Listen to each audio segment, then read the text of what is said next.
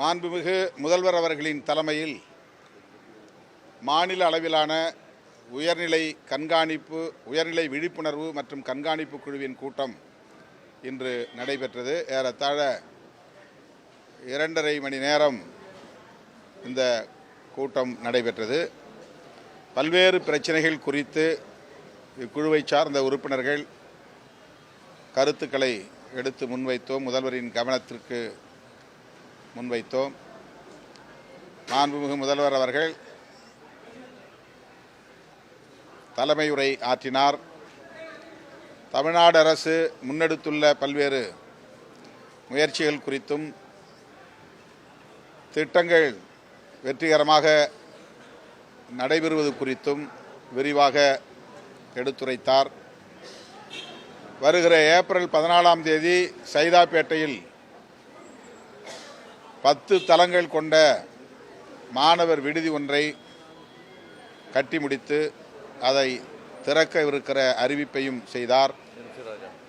MC ராஜா மாணவர் விடுதி, புதிய விடுதி, 10 தளங்களை கொண்ட விடுதி, ஏறத்தாழ 500 மாணவர்கள் தங்குவதற்கான அனைத்து வசதிகளையும் கொண்ட விடுதி வருகிற ஏப்ரல் 14 புரட்சியாளர் அம்பேத்கர் அவர்களின் பிறந்த நாள் அன்று திறக்கப்பட இருக்கிற செய்தியை அறிவித்தார். அதேபோல அரசு ஊழியர்களுக்கு பதவி உயர்விலே இடஒதுக்கீடு அளிப்பது தொடர்பான அரசமைப்பு சட்டம் 16(4)A விதியின்படி புதிய சட்டம் இந்த கூட்டத்தொடரிலேயே நிறைவேற்றப்படும் என்பதையும் மாண்புமிகு முதல்வர் அவர்கள் உறுதியளித்திருக்கிறார். தமிழ்நாடு முழுவதும் தலித் மக்களுக்கு எதிராக இழைக்கப்படுகிற வன்கொடுமைகளில் பாதிக்கப்படுகிற மக்கள் மீதே வழக்கு பதிவு செய்யும் போக்கு தொடர்கிறது. அதில் அதிகாரிகள் செயல்படும் போக்கு என்பது கவலை அளிப்பதாக இருக்கிறது என்பதை விடுதலை சிறுத்தைகள் கட்சியின் சார்பிலே சுட்டிக்காட்டி மாண்புமிகு முதல்வரின் கவனத்திற்கு அதை கொண்டு சென்றிருக்கிறோம். அதேபோல தமிழ்நாடு அரசு ஏற்கனவே அறிவித்திருக்கிற அண்ணல் அம்பேத்கர் தொழில் முன்னோடிகள் திட்டத்திற்கு 170 கோடி ரூபாய் நிதி ஒதுக்கீடு செய்திருக்கிறது என்றாலும் கூட அதை ஆண்டுக்கு 500 கோடி ரூபாயாக உயர்த்த வேண்டும் என்று கோரியிருக்கிறோம். அயோத்திதாசர் பெயரில் உருவாக்கப்பட்டிருக்கிற குடியிருப்பு மேம்பாட்டு திட்டத்திற்கு நிதி ஒதுக்கீடு போதிய அளவில் இல்லை என்பதை சுட்டிக்காட்டி அதை 600 கோடி ரூபாயாக உயர்த்த வேண்டும் என்றும் வலியுறுத்தியிருக்கிறோம்.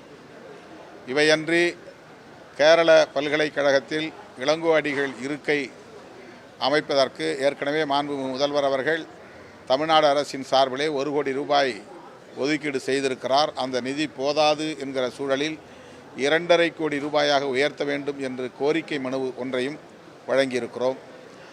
பெரியவர் இளையபெருமாள் அவர்களின் பெயரில் சிதம்பரம் தொகுதியில் சிதம்பரம் அருகே 5.70 கோடி மதிப்பீட்டில் அவருடைய 100ஆண்டு நினைவரங்கம் கட்டி முடிக்கப்பட்டிருக்கிறது. அது தொடர்பாக இன்றைக்கு LEP அவர்களின் குடும்பத்தை சார்ந்த அனைவரும் நேரிலே வந்து மாண்புமிகு முதல்வர் அவர்களை சந்தித்து நன்றி கூறியிருக்கிறார்கள். விரைவில் அந்த நினைவு மண்டபம் முதல்வர் அவர்களின் தலைமையில் திறக்கப்படும் என்று நம்புகிறோம்.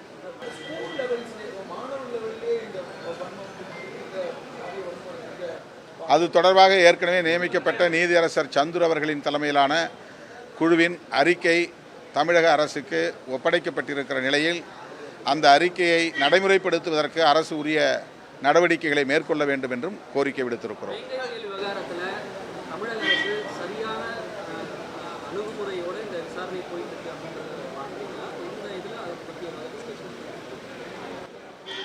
ஏற்கனவே இது குறித்து நாங்கள் விரிவாக முதல்வர் அவர்களிடத்திலும் தலைமை செயலாளர்களிடத்திலும் பேசியிருக்கிறோம். எங்களுடைய அதிருப்தியை நாங்கள் வெளிப்படுத்தியிருக்கிறோம். அது தொடர்பாக CBI விசாரணை கேட்டு நாங்கள் மனு கொடுத்திருக்கிறோம். தமிழக அரசு CID கொடுத்த அறிக்கையின் அடிப்படையில் அவர்கள் உரிய நடவடிக்கையை மேற்கொள்வதாக கூறியிருக்கிறார்கள். என்றாலும் நாங்கள் எங்கள் கோரிக்கையை வழக்கம் போல வலியுறுத்தி இருக்கிறோம். ஏற்கனவே துணைப்பொது செயலர் ஆளு ஒருத்தன் டிசிஜி பொறுத்தும் கடுமையான முடிவு இருக்காரு, வேங்க வேகத்துக்கு போகாமல் எது கருத்து இருக்காரு. இன்னொரு பக்கம் வந்து மதிமுக கூட டிசிக்கும் திமுக கரைந்து போகலாம் கடுமையாக விமர்சனம் இருக்காரு. ஏற்கனவே உங்களோட பயணித்து ஏற்கனவே எமது கட்சியின் சட்டமன்ற உறுப்பினர் தோழர் சிந்தனை செல்வன் மற்றும் ஆலூர் ஷானவாஸ் போன்றவர்கள் இதற்கு பதிலளித்திருக்கிறார்கள். அந்த விளக்கமே போதுமானது. செய்திகளை உடனுக்குடனும் துல்லியமாகவும் தெரிந்து கொள்ள சப்ஸ்கிரைப் பண்ணுங்க.